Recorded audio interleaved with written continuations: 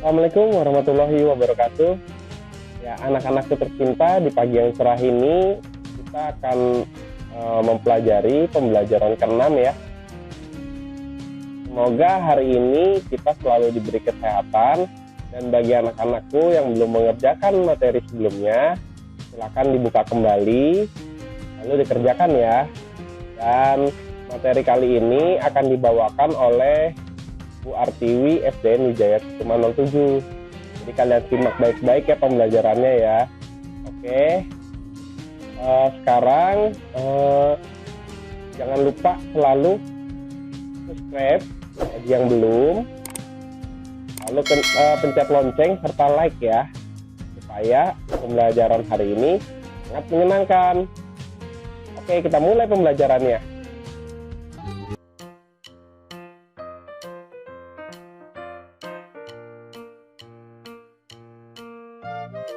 Sikap saling menghargai diperlukan untuk menjaga kerukunan di rumah. Ayah menghargai pendapat ibu, begitu pula sebaliknya. Kakak menghargai pendapat adik, begitu pula sebaliknya. Orang tua menghargai pendapat anak, begitu pula sebaliknya. Nah, mungkin di rumah kalian itu terkadang ayah dan ibu berbeda pendapat, tetapi mereka harus saling menghargai pendapat satu sama lain.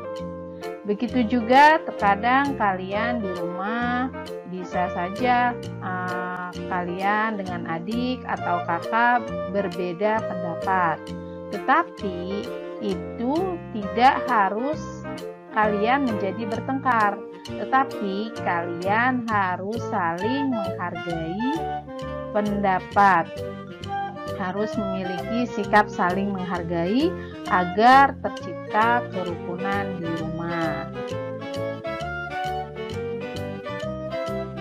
Bacalah dengan nyaring teks percakapan di bawah ini. Hari Minggu nanti kita akan berwisata. Kalian ingin pergi kemana? Tanya ayah. Aku ingin pergi ke kebun binatang, jawab Udin.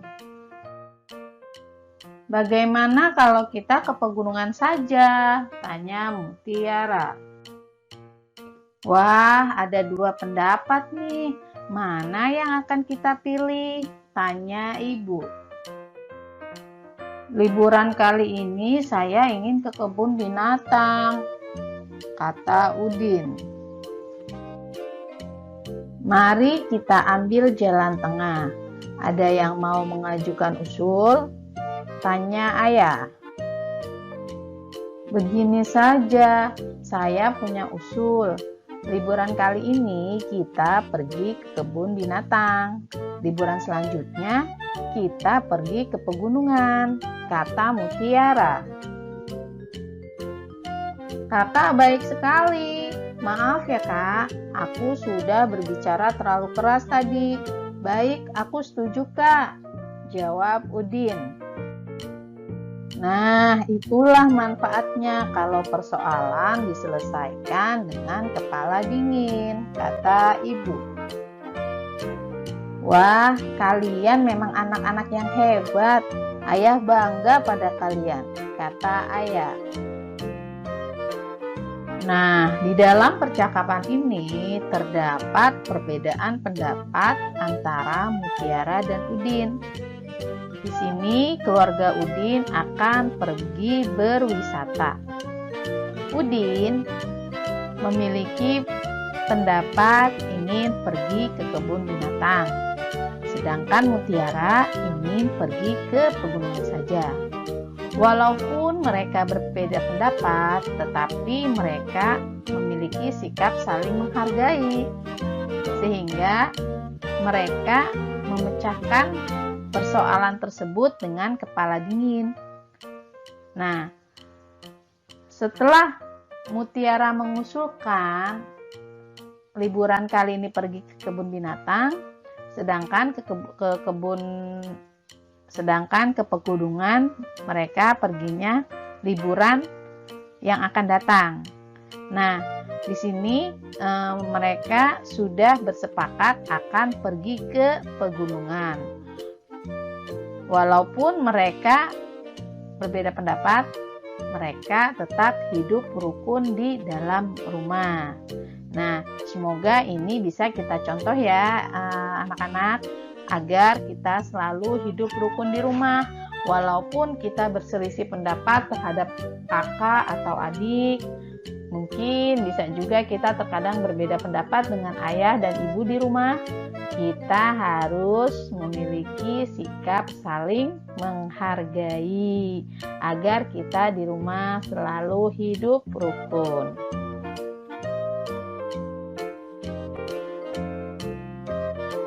Apa yang sedang dibicarakan dalam percakapan itu? Ya, mereka sedang membicarakan tentang memilih tempat wisata. Kapan rencana wisata dilaksanakan? Kapan anak-anak? Tadi sudah disebutkan dalam percakapan tadi. Ya, rencana wisata dilaksanakan saat liburan.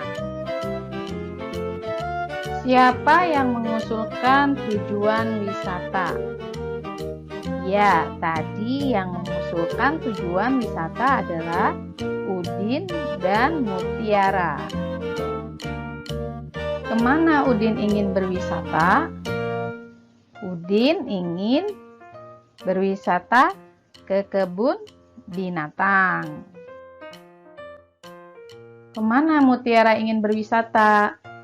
Nah, Mutiara ingin berwisata ke pegunungan. Mengapa keputusan tujuan wisata dapat diambil dengan baik? Kenapa anak-anak?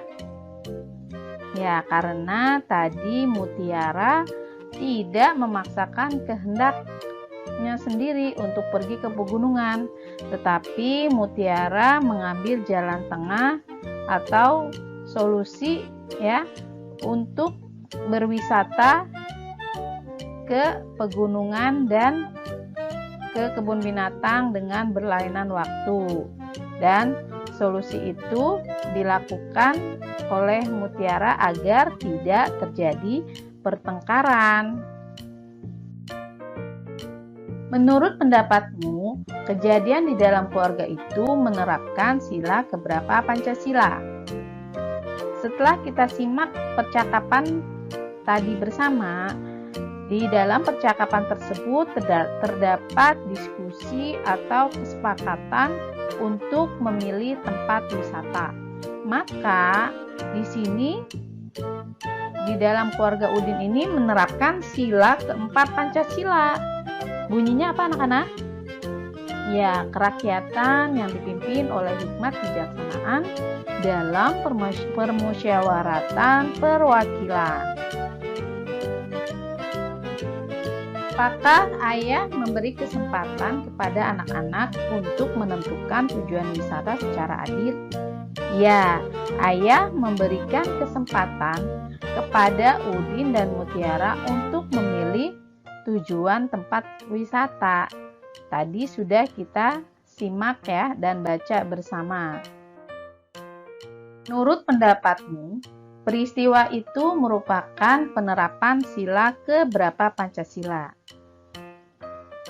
Kalau melihat dari sikap adilnya, maka itu kita bisa menerapkan penerapan sila Pancasila kelima, yaitu keadilan sosial bagi seluruh rakyat Indonesia.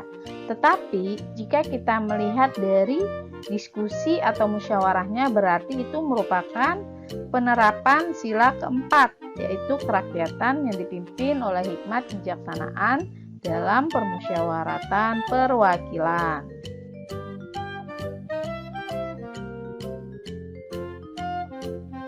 Membicarakan suatu masalah secara bersama-sama disebut dengan musyawarah. Jadi, ketika kita membahas sesuatu secara bersama-sama atau saling bertukar pendapat, maka disebut bermusyawarah. Dalam percakapan tadi, Ayah, Ibu, Udin, dan Mutiara sedang bermusyawarah memilih tempat wisata.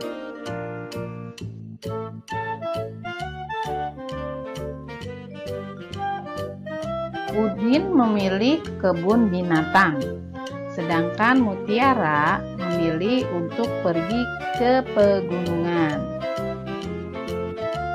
Dalam musyawarah, kita boleh berbeda pendapat atau usul. Nah, walaupun berbeda pendapat, jangan jadikan perbedaan itu untuk kita menjadi bertengkar, tetapi kita jadikan perbedaan itu untuk mencari solusi atau bermusyawarah.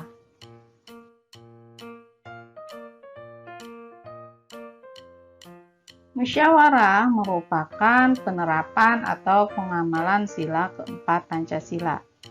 Masih ingatkah kalian lambang sila keempat dan bagaimana bunyinya? Nah, sila keempat adalah simbolnya kepala banteng. Bagaimana dengan bunyinya? Kalian masih ingat anak-anak? Ya, bunyinya adalah kerakyatan yang dipimpin oleh hikmat kebijaksanaan dalam pemusyawaratan perwakilan.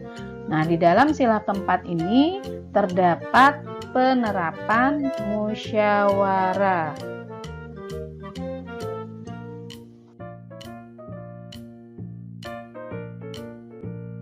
Contoh penerapan sila keempat Pancasila di rumah adalah yang pertama adalah menghormati pendapat orang lain.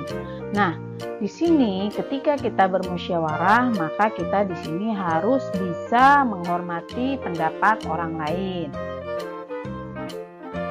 Kemudian contoh selanjutnya adalah tidak memaksakan kehendak. Nah, dalam bermusyawarah kita tidak boleh memaksakan kehendak orang lain. Misalnya, kamu harus seperti ini ya, kamu harus seperti itu ya. Tidak boleh, karena di dalam musyawarah itu pastinya kita memiliki pendapat yang berbeda-beda. Tujuan dari musyawarah tersebut adalah agar kita mencapai mufakat atau kesepakatan bersama. Jadi, di dalam musyawarah ini kita tidak boleh memaksakan kehendak kepada orang lain. Menyelesaikan masalah keluarga dengan diskusi. Ini adalah merupakan penerapan sila keempat Pancasila. Jadi, ketika kita ingin membahas suatu masalah, maka kita diskusi secara bersama-sama. Contoh berikutnya adalah musyawarah menentukan tempat wisata keluarga. Contoh berikutnya musyawarah menentukan sekolah anak. Nah, di sini nanti ketika kalian akan memasuki sekolah ke jenjang selanjutnya atau ke SMP, maka di sini kalian bisa berdiskusi bersama keluarga ingin bersekolah ke sekolah yang kalian pilih atau kalian tuju.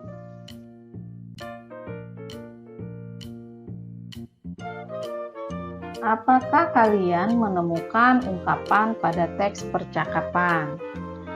Di sini Ibu memberikan sebuah teks percakapan.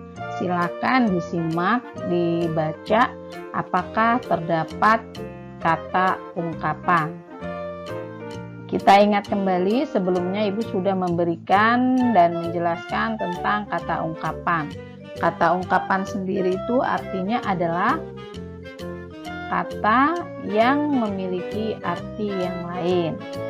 Nah, di sini Ibu menemukan kata ungkapan jalan tengah. Nah, jalan tengah ini artinya bukan berarti kita berjalan di tengah-tengah, tetapi di sini memiliki arti yang lain. Kemudian di sini juga ada ungkapan kepala dingin. Nah, bukan berarti kepalanya dingin diberikan es atau diberikan air, tetapi kepala dingin di sini memiliki arti yang lain.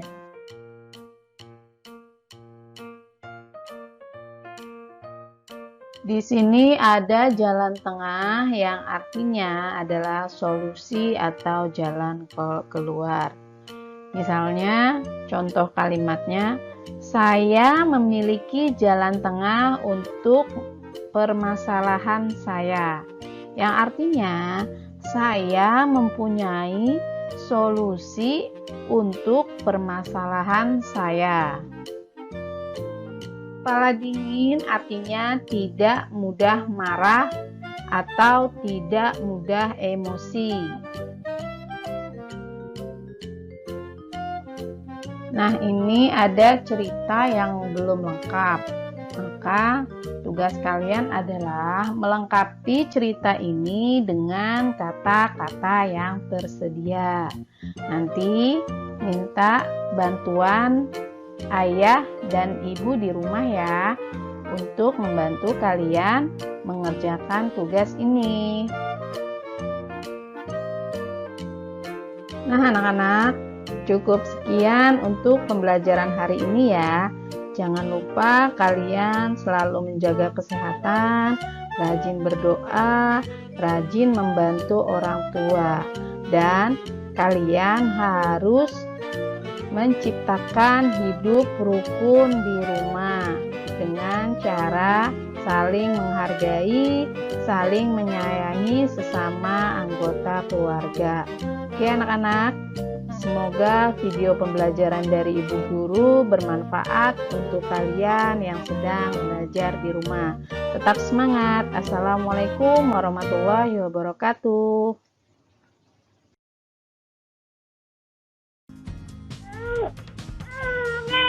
Iya.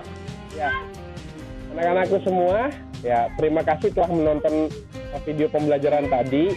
Jangan lupa karena ini pembelajaran ke-6, kalian harus mengerjakan penilaian harian yang udah Bapak siapkan di Google Form. Soalnya ada 20 nomor, jadi kalian kerjakan dengan baik.